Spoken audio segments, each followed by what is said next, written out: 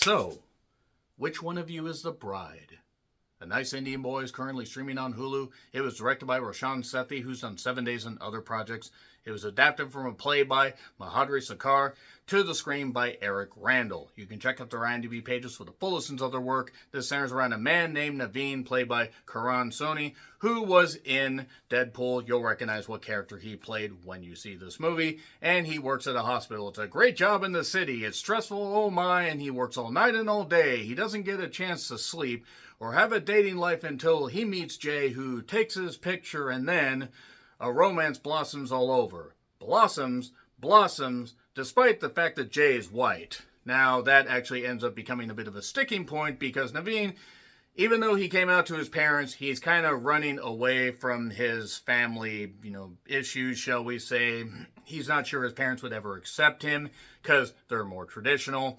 And he's definitely not sure that they will end up accepting Jay because he's white. But Jay is no ordinary white man, no caucasity. He actually was raised by adopted Indian parents that taught him a whole lot about values, dishes, and the clothing. He puts that into his photography. It's not just freelance. He has his own art gallery. He even has a really nice picture of him and his parents when they were near the end of their life. And this thing actually ends up blossoming from a time where they, just basically Naveen gets his picture taken, and then they end up going on a date. They go to see this movie called DDLJ that I have never actually heard of. Apparently it is super mega popular, so maybe I will have to watch it at some point.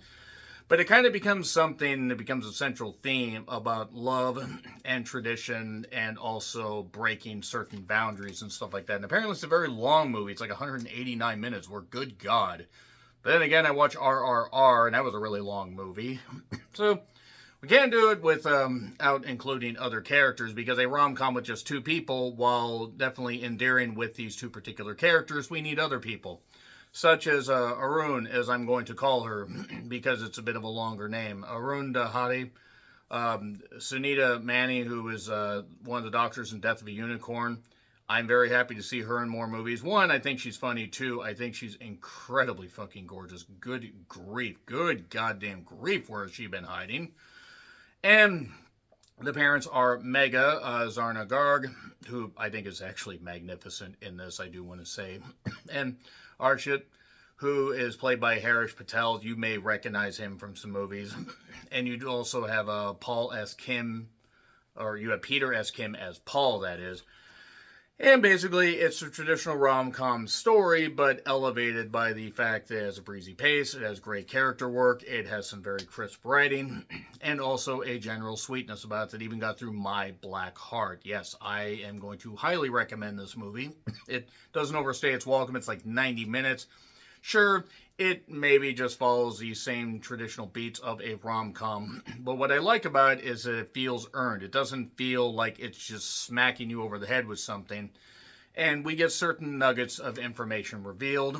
While it doesn't get heavy-handed, it just ends up being very sweet and very genuine, and honest to God, one of my biggest surprises of the year. I really, honest to God, love this movie, and it might even bring a tear to your eye by the very end when we get to a traditional wedding.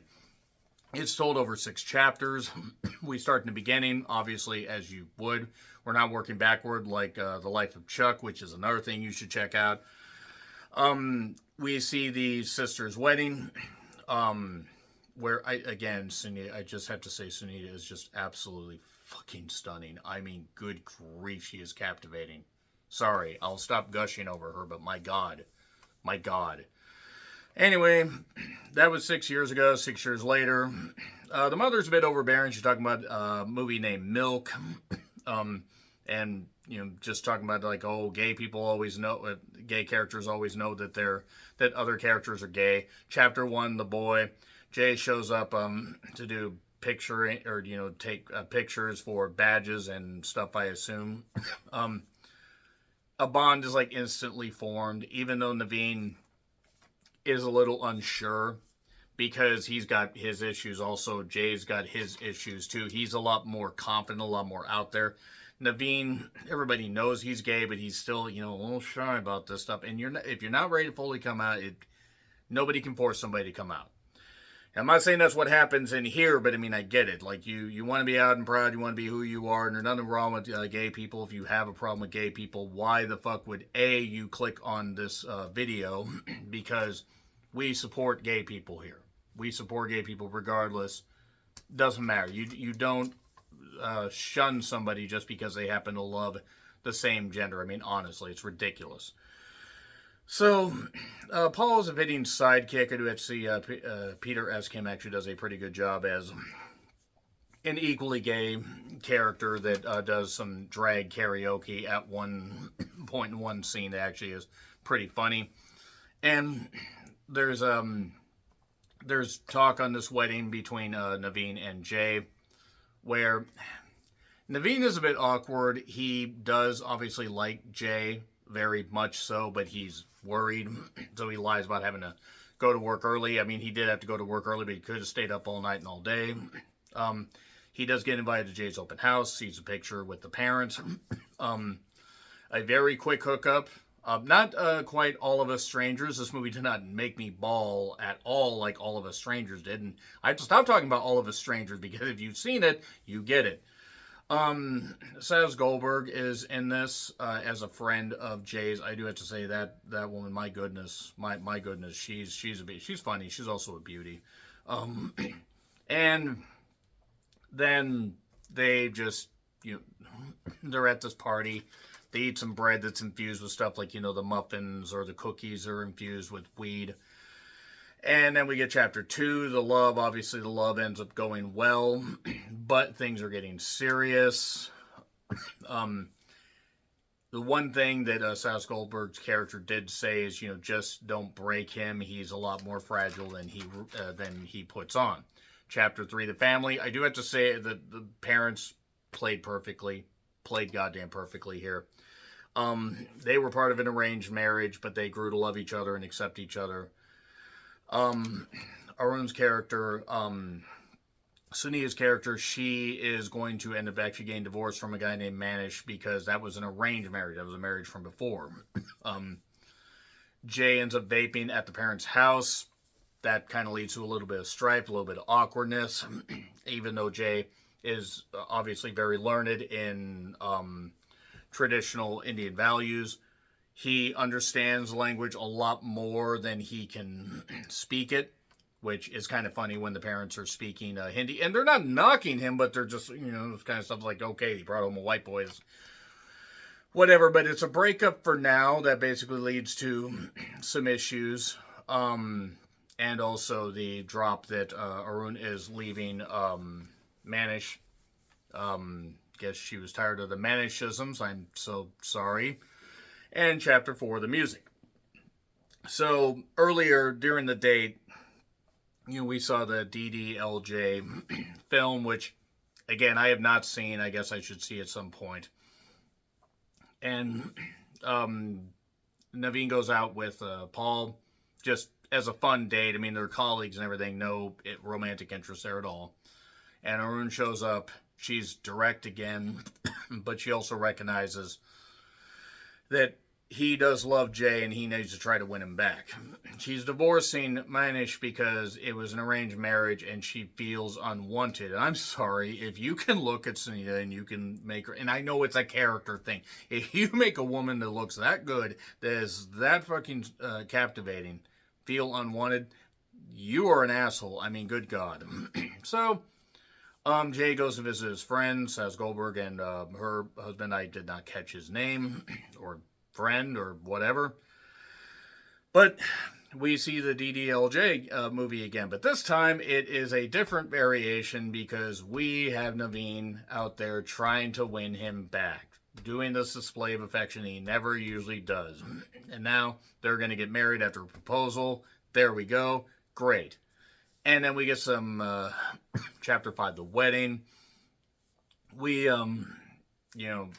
see a wedding planner that says, so which one is the bride? Because that's even the question the parents are asking. Well, do we give you away because your parents aren't here anymore, Jay? Like, what do we do? And the thing is they are accepting of it, and actually a bombshell gets dropped a little bit later on. But Arun is adjusting as well to, the idea of single life. again, you do not treat a woman that looks that good, that is that, fucking talented. You do not treat a woman that bad. I mean, you really shouldn't treat anybody that badly, but really, if you can land somebody like that, come on. So he wants his dad to accept, and he feels that his dad doesn't accept him as that. So he says, you get an invitation, but it is not an obligation. And we get to the wedding. Wedding's going good. But the mother basically ends up saying that during a speech, I like the traditional wedding, that kind of stuff. She says just before it, all we have is each other. That Naveen basically pushed them away, that he ran away from this. They wanted to find out more about him. Whether it was tradition or not, he was their son and still is their son. They just want to accept him as he is. And even Jay is talking to the dad, and the dad reveals he wanted to be a cook for weddings, and then his dad, like his father, had left a mark on him because men can't be cooks, I guess, or something. And put dates in a traditional dish. No, you can't do that. But then the dates end up working out in a traditional dish. What is it? A date? I think it's a fig. Seed of the Sacred Fig, by the way, is a movie you could check out that is a lot more depressing than this. It's definitely not. It's more. You dive into stuff that went into that filmmaking, but nevertheless, the wedding goes good. Sunita's character gives a speech that is very beautiful but very brief.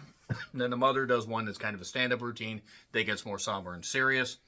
That marriage is always a growing thing. That especially when it's an arranged marriage, you can either grow together or you can grow apart. Arranged marriages, by the way, to me are stupid. I've always found out, but that's just me. I think you should be able to figure out who you want to be with. Some arranged marriages work out. There is one coworker that I used to work with at the movie theater who was part of an arranged marriage. I don't think she's watching this. I don't think there's any chance. I mean, Ruchi, if you are somehow, thank you. But she was a very, very good person. I assume still is. I assume she's still alive. I haven't contacted her for years, but she was part of an arranged marriage. I know that much. I don't know how it turned out. Very, very nice girl. I hope she's doing well. So, very sweet moment by the mother. Mega, very good stuff. And it all worked out in the end. The marriage, time to dance. The family joins. There's even fans with sleigh on them accepting. Okay, could it be seen as maybe pandering? I suppose, but by this point you're invested or you're not. If you're not invested by the very end, I mean, if you're not invested really well before this, and I don't know what to tell you, but it ends up being a very sweet movie that actually got through my black heart, as I said. So I am going to give it an A+. Put a review up on Letterboxd. You can check that out. But yeah, let me know your thoughts in the comments. Like, share, subscribe. Twitter, Letterboxd, Blue Sky handles in the description. I'm John Rentland. Until we meet again, happy trails to you.